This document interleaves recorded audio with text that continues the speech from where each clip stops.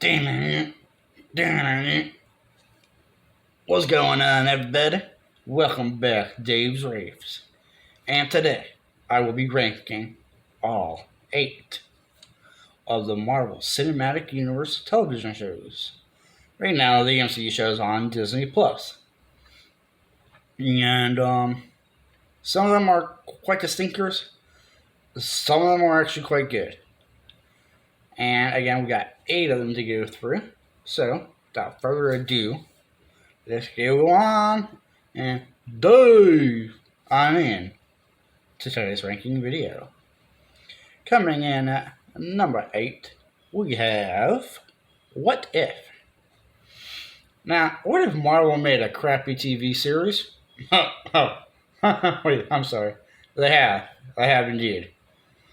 Some of them are not MCU canon, thank God, like the Inhumans. Which we will not speak of because that's not technically MCU. I mean, it is, but it's not. Let's just face it, it's not. It's like Agents of S.H.I.E.L.D. is MCU canon. It's not. But now, what if it had some interesting episodes? They did have some good few episodes. I liked a few of them. Other ones, not so much. Coming in at number 7, you've got Hawkeye. Now, what's wrong with this show? Nothing in particular.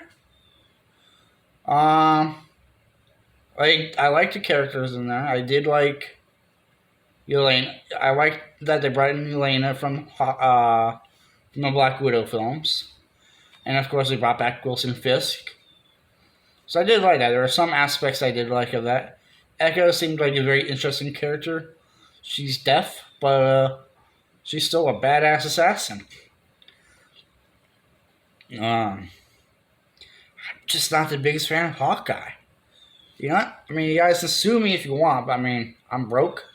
So you ain't getting no money out of me. Even if you want to sue. Number 6 is where I might get a little hate for me, but bite me, sue me. Again, good luck. What you gonna do? Sue Daves-Raves for an opinion piece? I'd like to see y'all try. Number 6 is Miss Marvel. I know. Y'all thinking, well, that's just being prejudiced because he's Muslim.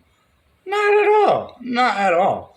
I actually liked that portion of the movie, of the TV show, because it gave you a little bit of insight to what their religion's like and stuff. I liked Miss Marvel, I did. There's just better shows. No, Miss Marvel, I liked all the characters, but the pacing of the show was just a little quick for me. First 2 or 3 episodes, perfect. But then they went to her home country. I think she came to Pakistan, or wherever she's from, or wherever her family's from. They did a good 2 or 3 good episodes in there, of like what happened and everything. You get to meet her grandma or great grandma and stuff. It was an interesting show. I liked it. So I like this a little bit more though.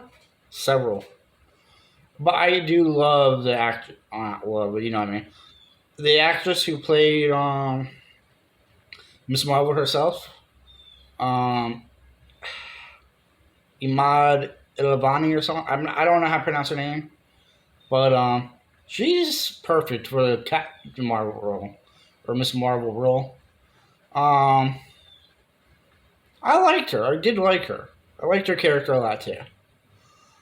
Coming in though at number 5, we've got Moon Knight.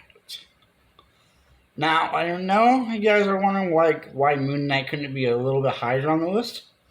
Well, for one, because there's only 8 shows, and if I could but technically, if you think about it, Moon Knight did make my top 5. So I mean, good. So what if to Miss Marvel were like my, Moon Knight's still in my bottom tier shows as well, unfortunately. Moon Knight, the only thing that suffered though from was lack of episodes. I feel if they had done just maybe one or two more episodes of it, then it would have been a golden TV show. I liked how they got into the multiple personality disorder. I liked how they got into trauma he went through and stuff, on what caused him to have an alternate identity. And then you find out there's a third one who's kind of an a-hole. Since this is MCU and Disney, I figure I'd keep this Disney friendly. Although, if you guys watch Thor Ragnarok, or I'm sorry, Thor Love and Thunder, there's a couple things in there that I was like, Disney? Approve this? I mean, come on, for fuck's sake, for heaven's sakes. They, I slipped up. But even all PG-13 movies are allowed one F-bomb. Come on, they talk about orgies and stuff in the freaking movie. And that's something Disney approved and greenlit, which kind of shocked me. Anyways, back to Moon Knight. Only thing I feel it suffered from, like I said, that was the lack of episodes. Now, coming in at number 4, here's where I will probably get some hate. And you know what? I don't care. Because number 4, we've got She-Hulk. I loved it. I freaking loved it. If the other shows weren't on this list, I would have placed She-Hulk in my number 1 episode show. Maybe number 2. Unfortunately, there's 2 other TV shows that were far superior than She-Hulk. She-Hulk suffered not from lack of episodes, but the lack of runtime. Man, if these were 45-minute episodes, those would be fantastic. But we got half-hour shows. Mm-hmm. But you know what, though? I found myself enjoying every single episode, laughing every episode, loving it. So yeah, She-Hulk's fucking great. If y'all don't like it, bite me. No, actually, y'all can sue me, and I will have Jen Walters as my attorney. I'll have She-Hulk represent me. All you intelligentsia freaking fans. Yeah, you. I'm talking to you. I know you're on intelligentsia too. I know you one of them She-Hulk haters. I know at least 3 of y'all watching and be like, She-Hulk, no, female superhero. And guess what? She's a great one. I loved it. Coming in at number 3, we have Falcon and the Winter Soldier. I just liked it. Enough said. Now, you get this new guy, John Walker, who's a wannabe Captain America, who was hired by the government to be the new Captain America. At first, though, he wasn't a super soldier. He didn't take super soldier serum until after he was already Captain America, already kind of doing a piss poor job of being Captain America.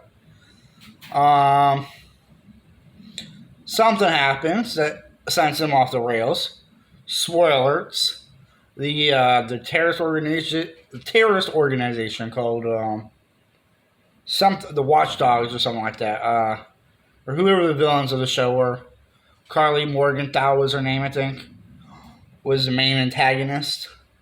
But honestly, she just wanted it where everything was free, everything was shared. Honestly, she kind of had the right idea. She just had a bad way of going about it. She was a respectable antagonist with respectable goals, okay? And really, yeah, Cap, or aka Sam Wilson, gives a fantastic speech at the end of the series, pretty much laying into the bad guys, or whoever you want to call them. They're the real villains of the movie, or the show, because they're the ones controlling everything. They're the ones putting people in camps and shit, like, well, not camps, but they're called the Global Reappropriation Act or something like that, where everybody came back from the snap and they were trying to find everybody places and stuff. But yet, they just went about it the wrong way. The show was fucking great, though. I loved Bucky even more now. Bucky, I wasn't sold on. I wasn't sold on him as a character. But after watching Falcon and the Winter Soldier, that definitely changed. And now we get our top two shows. Coming in at number 2, you've got WandaVision. I loved it. Scarlet Witch. Oh, Scarlet Witch, man. You do not mess with the Scarlet Witch. Boy, when that girl's going through some grief, what will she do? She'll take a whole town hostage without meaning to. She's just consumed in grief over losing vision. So what does she do? Put a whole spell in a sitcom reality, and where it changes by episode until pretty much episode by episode until like the final 2 episodes, where she's busted pretty much. Vision's already been suspicious of her, like the Vision she created or recreated. He's suspicious after a bit, and I think her name is Tiana Paris. She plays what's her name in the show? Monica Rambeau.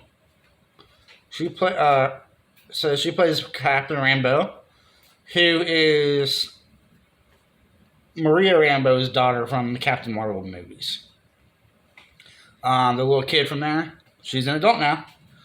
And for some reason, she's not the biggest fan of Carol Danvers. I don't know if it's because she never came back. I don't know. Don't know if it's a promise that got broken or whatnot. I don't know.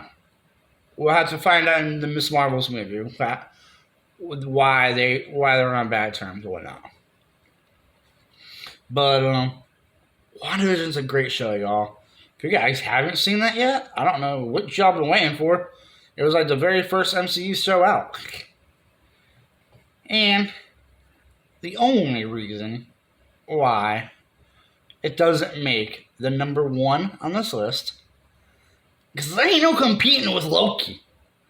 There's no competing with Tom Hiddleston. Wanda, my girl, I love you, babe. You're beautiful. But man, you're terrifying. Loki, he's just arrogant.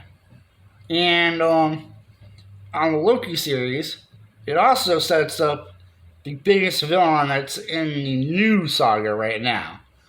It introduced Kang, or He Who Remains. A conqueror? A jerk? No.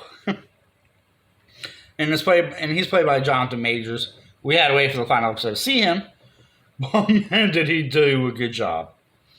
You got Owen Wilson in there who, if I had my nose broken one more time, I'd probably look a lot more like him. Just saying. But no, just the whole show was fucking great. I loved Sylvie. She was one of the most badass female characters I've ever seen in the MCU. And Captain Marvel, she's pretty badass too. Koya, Shuri. Don't get me wrong, there's a lot of powerful female characters. I stand corrected. But Sylvie was a badass too.